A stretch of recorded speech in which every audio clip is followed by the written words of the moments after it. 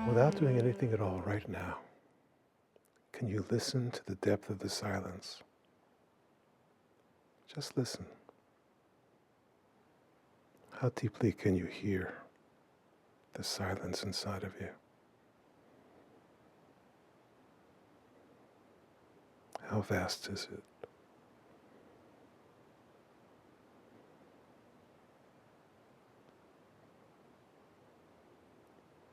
And now shift your attention to your thoughts. See and hear your thoughts.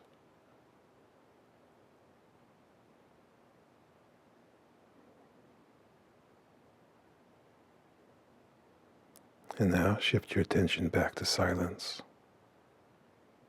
Letting go of the thoughts. No need to finish the sentence. You can drop that train of thought. And which do you prefer? If you fall in love with silence, silence will lead you. Silence will teach you. Silence will open everything for you. If you stay addicted to the noise in your head and your thoughts and voices, what you call thinking, you'll spend your life running in circles, fighting battles, going through all sorts of turmoil, all based on your thoughts. So just notice which you're in love with. Thank you for being here. This is the number 5, part 5 in a series. And while each chapter stands alone, if you haven't seen the first 4, I really recommend it. It will bring you into a model for self-reflection and self-awareness that can be extremely useful. As each section builds on the one before. And so where we're starting now, we're starting with money, survival, and integrity. Something I haven't really discussed much in my life, because my focus has always been on penetrating deeper into the illusion rather than dealing with the illusional phenomena. But it's useful. It's useful because I just encountered a woman who told me she was on her spiritual search and she went to San Diego, did a bunch of groups and workshops, and now she's enlightened. And then she figured, now what do I do after I'm enlightened? And she heard a talk by Adyashanti, I believe, on what do you do after enlightenment, something to that effect. And now she's off doing that. And I said, well, what is it? She said, well, just be happy, do what you want. And I'm sure that's not what Adyashanti said, but that's what she heard. And so we often spiritualize hearing what we want to hear and doing what we want to do, but giving it a spiritual overlay. And that happens a lot with money. So what is your relationship with money? Let me give you some clues in my experience. There's the desire to accumulate. Then there's the guilt and the shame of having it. And then there's the hatred of it. Those are 3 basic emotional stands that many of us take towards money. But before I go that far, let's say that everyone, if you're listening to this, you're past the survival stage of money, or you wouldn't have the time and the leisure and the equipment to sit and listen to this. This is not the talk for the people who are in survival, true survival, and most of our planet is in survival mode. You do what you can to survive. If you're on the labor gang in Auschwitz, you do it. If you have to shovel the bodies into the oven, you do it. You do what you have to do to survive. And I'm not speaking about that level, because money is survival in our case. But if you're past survival, and you still have a neurotic relationship with money, that's who I'm addressing. Now, a lot of people in our spiritual subculture worship money, but spiritualize it. They call it co-creating, manifesting. This really started, and as an old man now, I've been around long enough to have seen all the trips come and go from the 60s on. And Shakti Gawain, I was in a dance company with Shakti Gawain and my partner before she was Gangaji, and Shakti wrote a book called Creative Visualization. And that really came out of our psychedelic movement at the time. When we took LSD, it revealed certain truths about the world, that the world is not as it appears, that it's a dream state, that it's plastic. It's not fixed and solid as it appears, although it has those certain rules. That's just the surface phenomena. And acid showed us that. And so a lot of us tried to change the world by changing the dream, by working at the macro level. Eventually I realized that it has to be done micro, heart to heart, soul to soul, one by one. And so that's what I've been engaged in for the last 40-something years. But what Shakti did was take creative visualization and make it into a selfish prosperity consciousness mode of manifesting your reality. Not evilly or bad intention, but it was her insight into how this thing works. And it became an industry, how to create your reality. First there was manifesting, then there's co-manifesting, co-creation, like that. And all of that is about trying to get money, trying to be successful and have a lot of money, and visualizing it, bringing it into your life, magnetically attracting it. All of that is based in selfishness with a spiritual overlay. And people who often say, well, if I had enough money, then I could. And will say, I need to make enough money so I can follow my dreams. This is a worship of money. And it comes from a basic selfish impulse of survival. So people chase money. They're willing to go where it is and do what it takes to get it. If you're in survival mode, this is useful. But if you're not in survival mode, you see how it can be a self-betrayal. And I'll get into that in a bit. Also, what people do with money is they run from it. They don't want it. They're afraid of it because of the implications of it. It's the root of evil. And so, living without it. And I did that.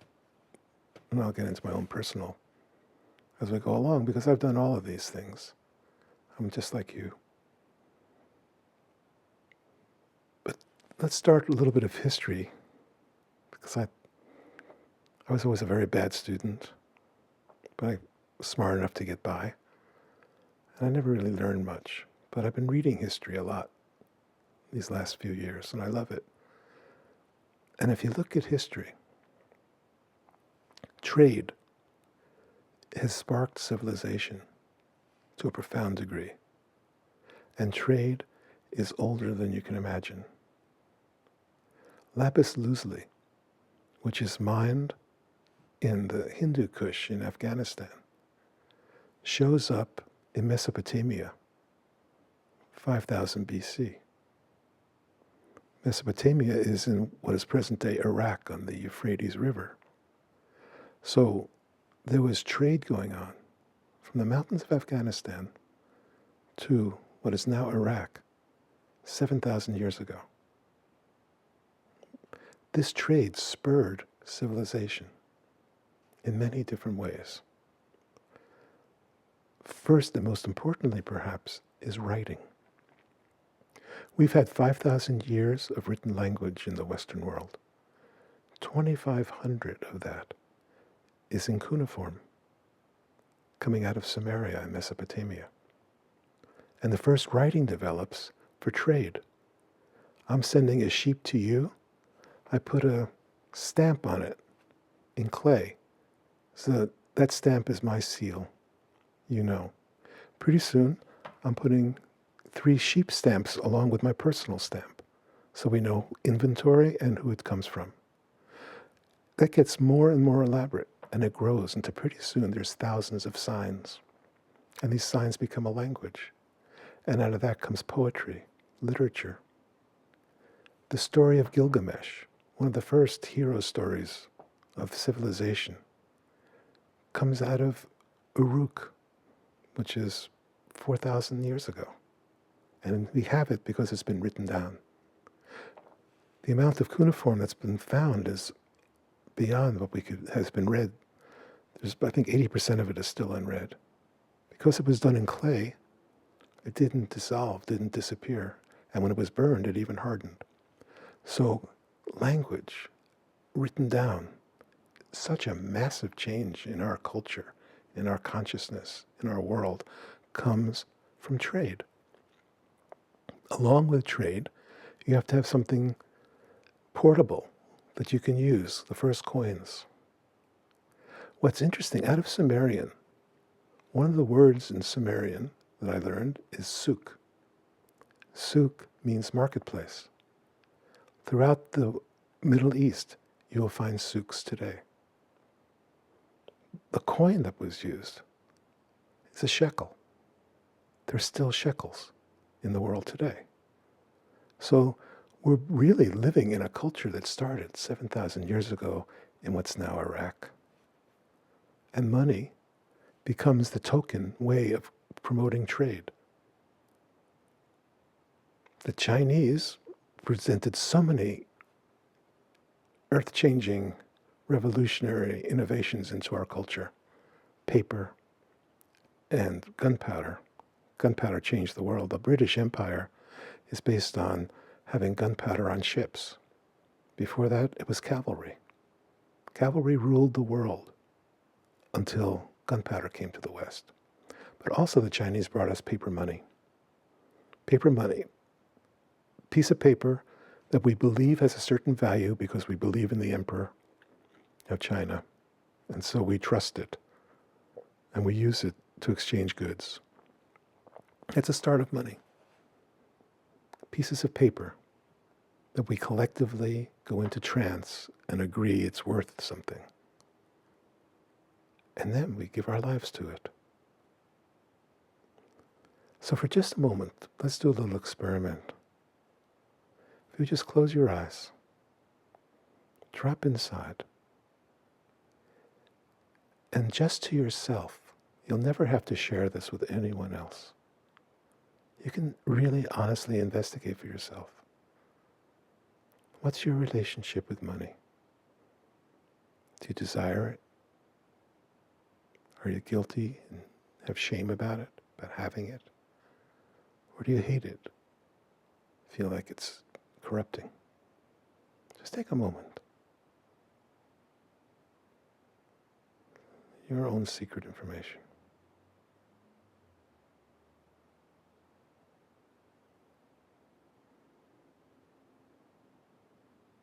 Oh, that's very good.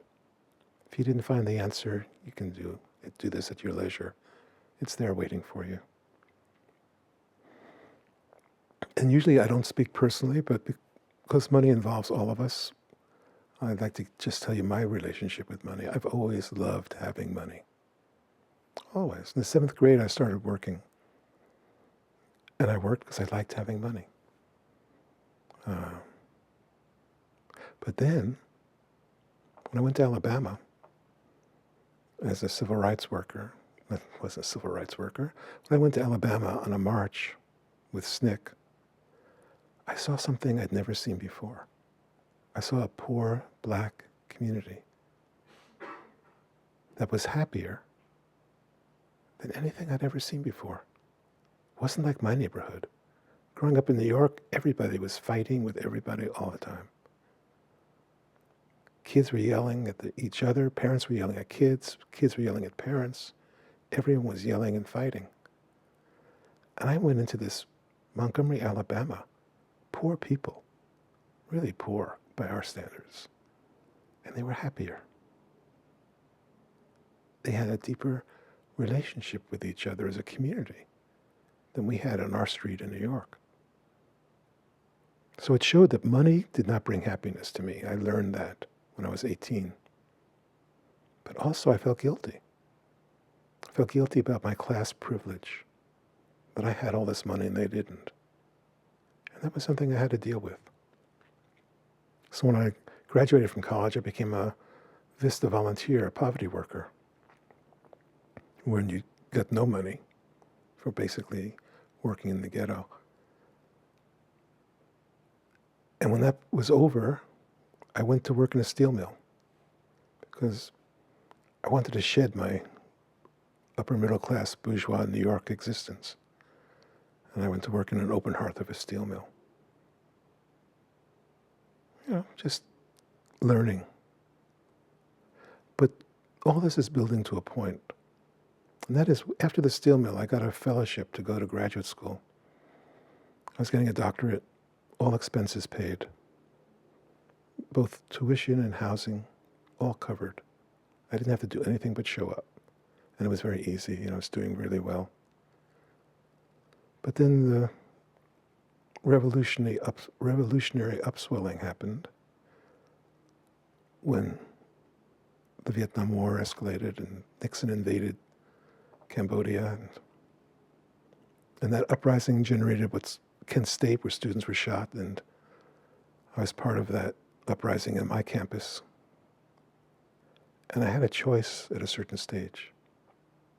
Do I stay in the safe, secure, guaranteed job, guaranteed comfortable life, work as a professor, work in the State Department, international law? Those were the avenues that were open to me.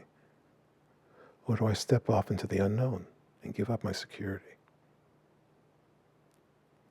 And I made the choice to step into the unknown. And that's why I'm sitting here with you. I'm not a retired college professor somewhere. That choice gave me life and gave me freedom in a way I had never experienced it.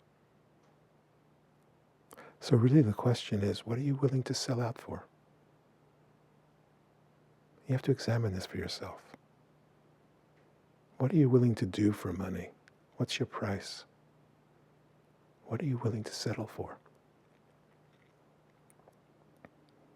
When my spiritual search started, and I went to Peru in 1972, there was a moment when I spent my last 3 soles. Soles were worth 2 cents at that point, so I had my last 6 cents. I bought some oranges and I bought some chocolate in Cusco. And that was it.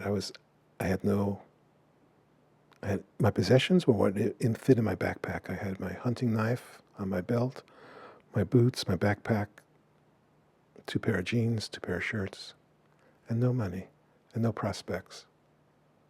And it was liberating. It was my first time experiencing no money, and it was liberating. You may never have that opportunity to physically run out of money and have no money, but you can have it by cutting your dependence on money. But let me say this also, I wasn't in survival mode. Even though I had nothing, physically, materially, I knew I was on a spiritual mission. I knew my life had been given in service. And in that, I knew Mother Earth would take care of me. And Mother Earth is always taking care of me. Money shows up in mysterious ways. And so really that's what it's about. Who are you serving? If you're serving survival, family survival, naturally as most people are, you're a slave of that.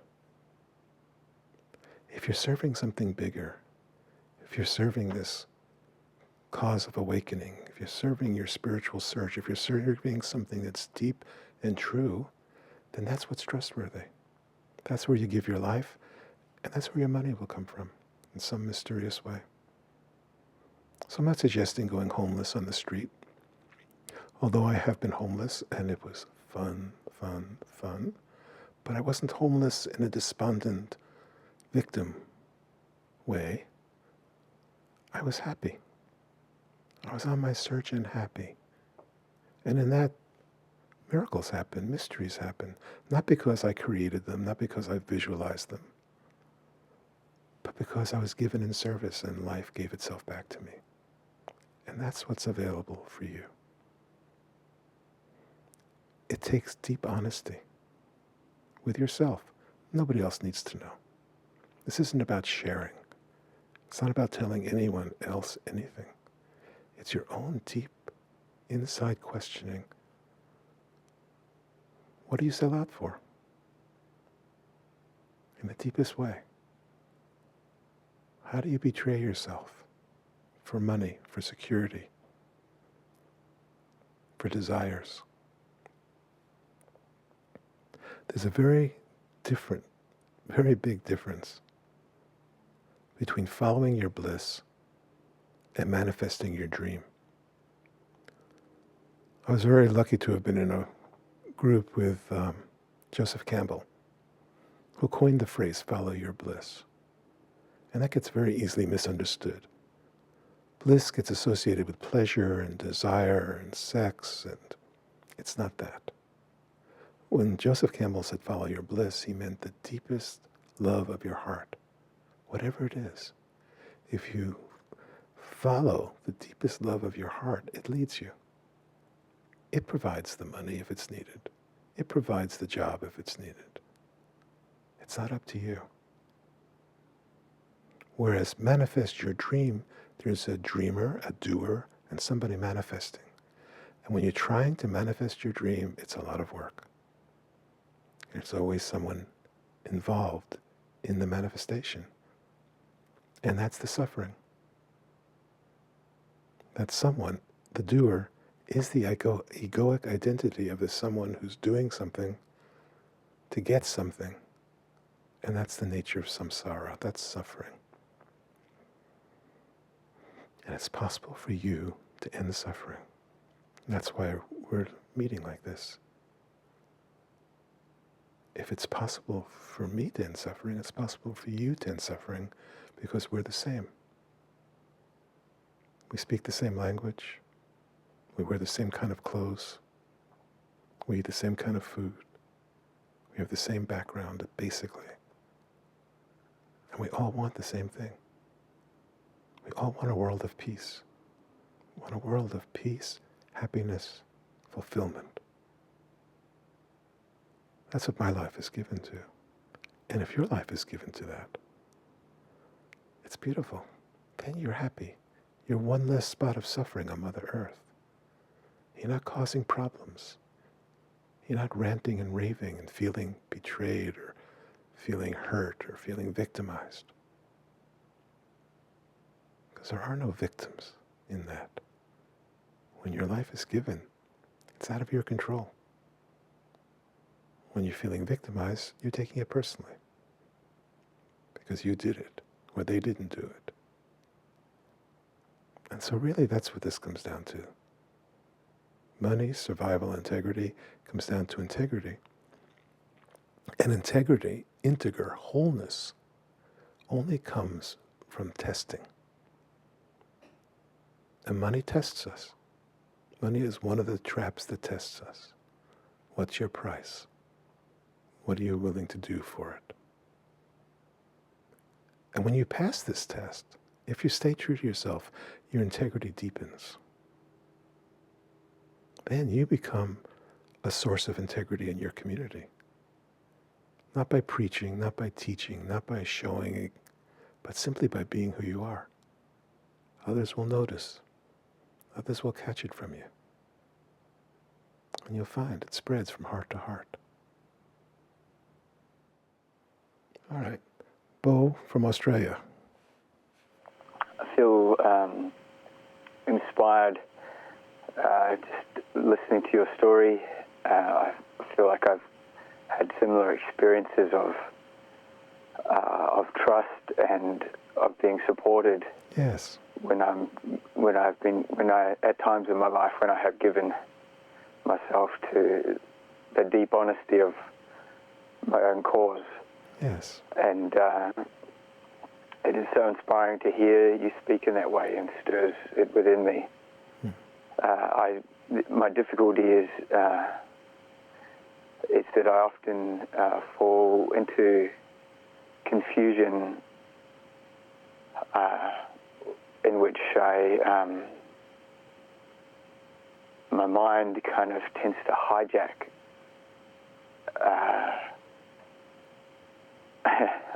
things, and I then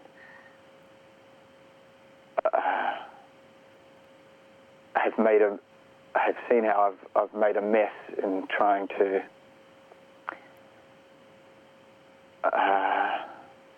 gosh, I'm struggling to describe this, but my mind has at times made a mess by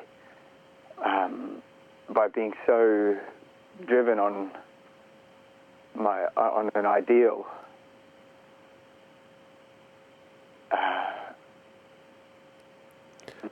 Bo, let me ask you a question. If you could generate confusion right now, notice where it happens.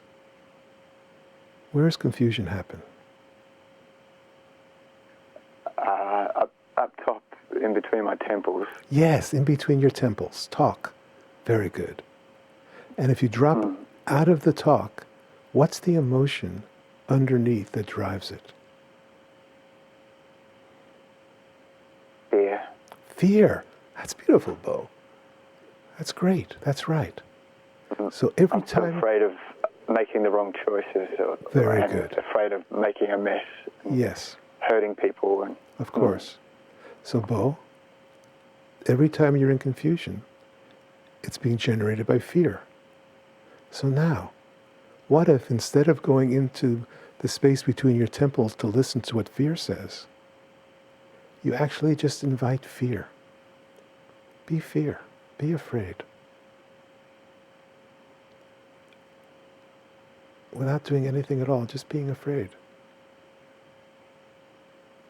And what's under that?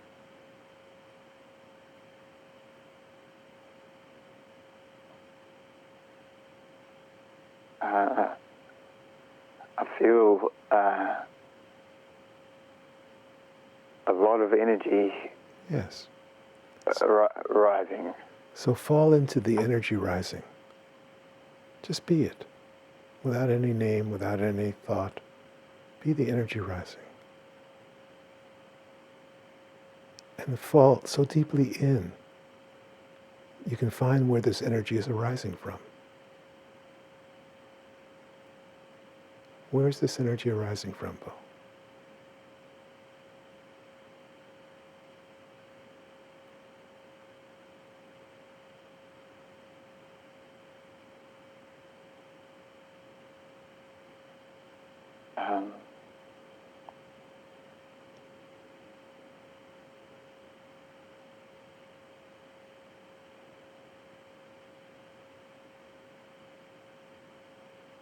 I'm not sure. What do you find? Nothing? A big, open,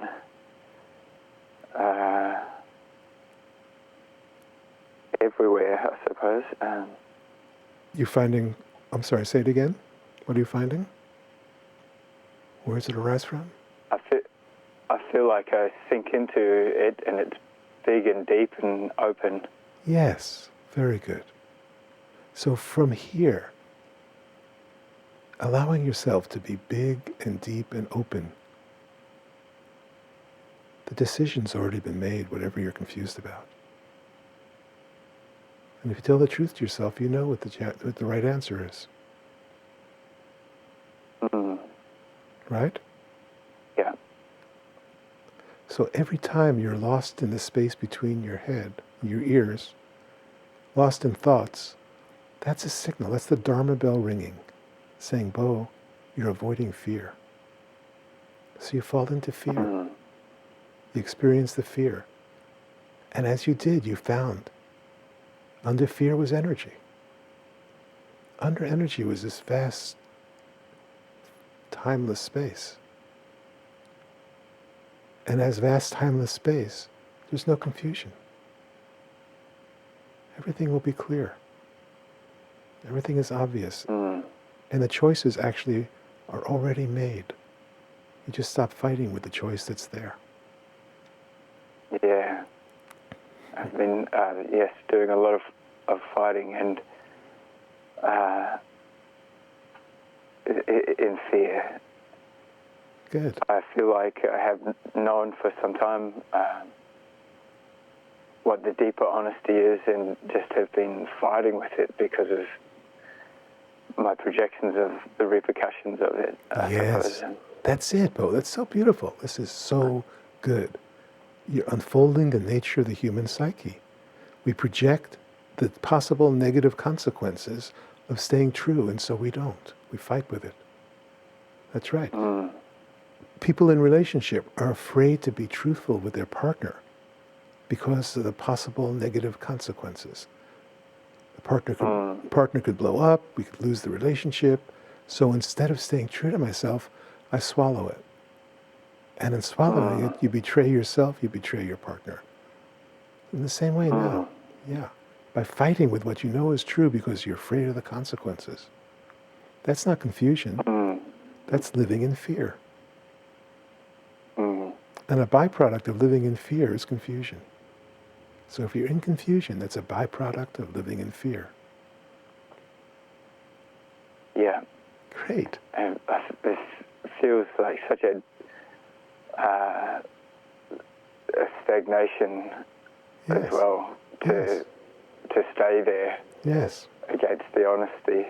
Yes. So what if right now, everything that's happened in the past, you've recognized it, you've seen it. What if you finish with it in this moment and you stay true to yourself from this moment on? What's that experience right now?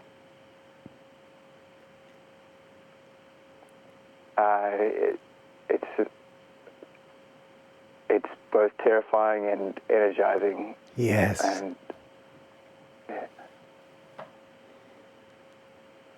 the energizing is like a spark that's Yes. been extinguished for a while, I suppose. Yes. That's so beautiful, Bo. Then the fear can't touch you. Yes, it's terrifying, of course. Doesn't matter, though. That has no weight because you stay with the spark. You give your life to the spark. And then the spark grows to a flame, and the flame grows to a fire, and the fire is a holy fire. Then your life begins.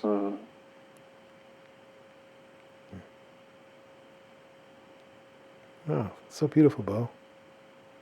That's the one time when the last time I really was walking along that thin edge of fear and spark, I felt everything come apart and burn, and I felt so alive at times and so completely destroyed at times that I began to really shake a lot, and that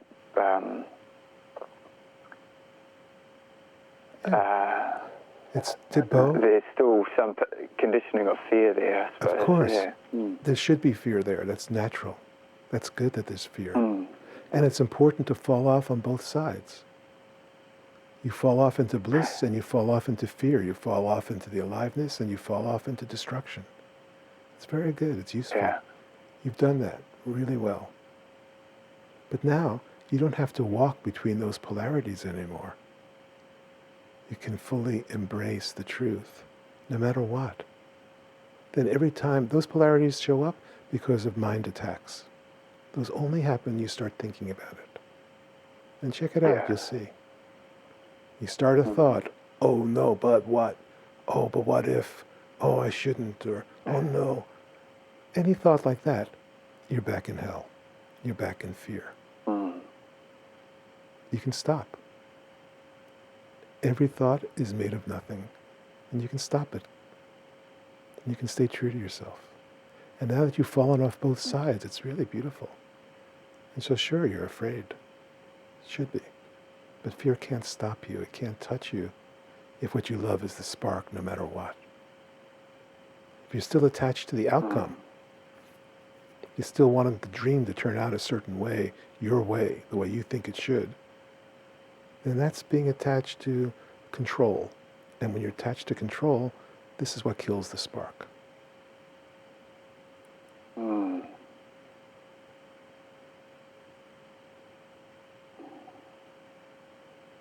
So if the honesty that I feel is toward has a real world repercussion or outcome,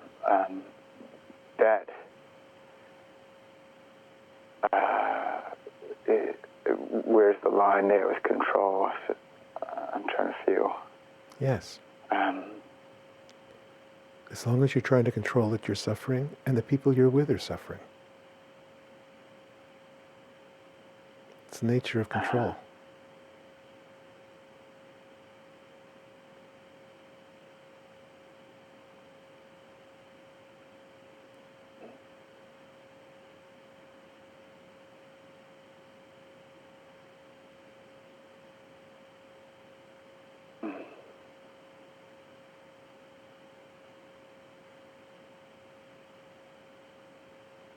At times in my life, I've given myself so deeply and felt extraordinary support, as though I'm held in the arms that are not separate from me.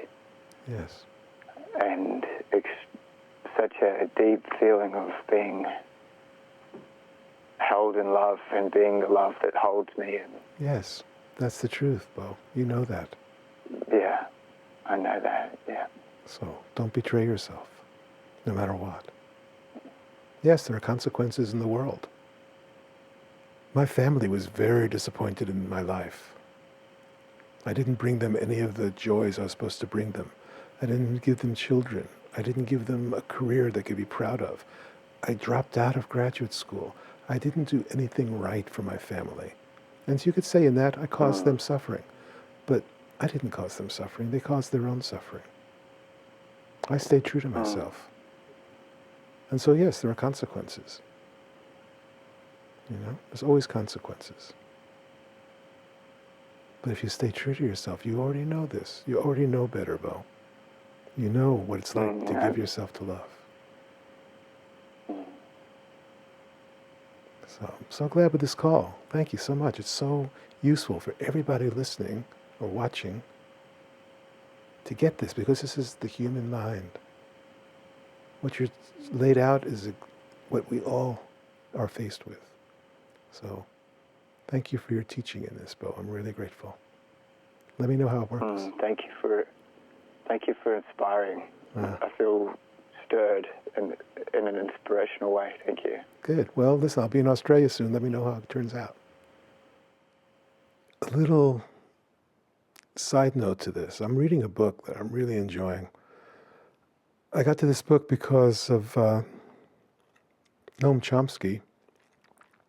Tom Wolfe just wrote a book about Noam Chomsky. I didn't know that, but I saw Noam Chomsky being reviewed in, I think it was Harper's or some magazine. It was a very snidey, sarcastic kind of thing, and it was Tom Wolfe, who I really enjoy as a writer, but I thought he was too rude to Chomsky in this. But in it, he referenced a book called Don't Sleep, There's Snakes. And so I went online, I got the book, I'm reading it, and I'm loving it. It's a tribe that's still there in the Amazon, where instead of going to bed at night and saying sweet dreams or see you in the morning, they say, don't sleep, there are snakes. And there are snakes, and they don't sleep. They stay up a good part of the night talking. This tribe, what's so fascinating about them is their grammar. They can't talk about anything they haven't experienced themselves or heard from somebody who had experienced it. So they don't have a mythology. They don't have a past. They don't have a religion. They don't have names for the different colors. They have descriptions, but not names. They can't count. They tried, actually, learning to count. Some people in this village with a missionary who went there to convert them to Jesus, they couldn't count. After 8 months, they gave up. 1, 2, 3 was too much for them. what's amazing about this tribe is they're happy, they're content, and they live under unbelievable conditions. But when this white missionary asked them, "Why do you think I'm here? Do you know why I'm here?" They said, "Yes, because this is such a beautiful place. We have clean water. We have everything we want to eat. We have a good life. So that's why you're here." And they weren't being ironic or sarcastic. That was their true impression. They live in the best place in the world and they're happy. And they can't count. And they have no money. And I'm not saying that, I'm not one of these Rousseauian, noble savage kind of guys. I've been through that. And I've seen the horror of the noble savage. And I have no illusions about that, although I know many of you do. But in this case, this is a group of people that have learned to live harmoniously among themselves with no money, no counting, no past and no future, but also no development. They're still living as they lived for thousands of years. So there's a price that's paid for where we are. And I'd say that I will choose this life because as good as those people are, the world is being destroyed around them and they have no say in it. But each one of us today has a stake and a say. And to the degree that you don't betray yourself, to the degree that you're true to yourself, to the degree that love lives your life instead of you, to the degree that love is in control instead of you, we will pass it on heart to heart, mind to mind, soul to soul. And this world will wake up and come to peace. And it won't just be a few people in the Amazon. All of us can live together as brothers and sisters. So, thank you for being here. May everyone wake up and be free. Thank you.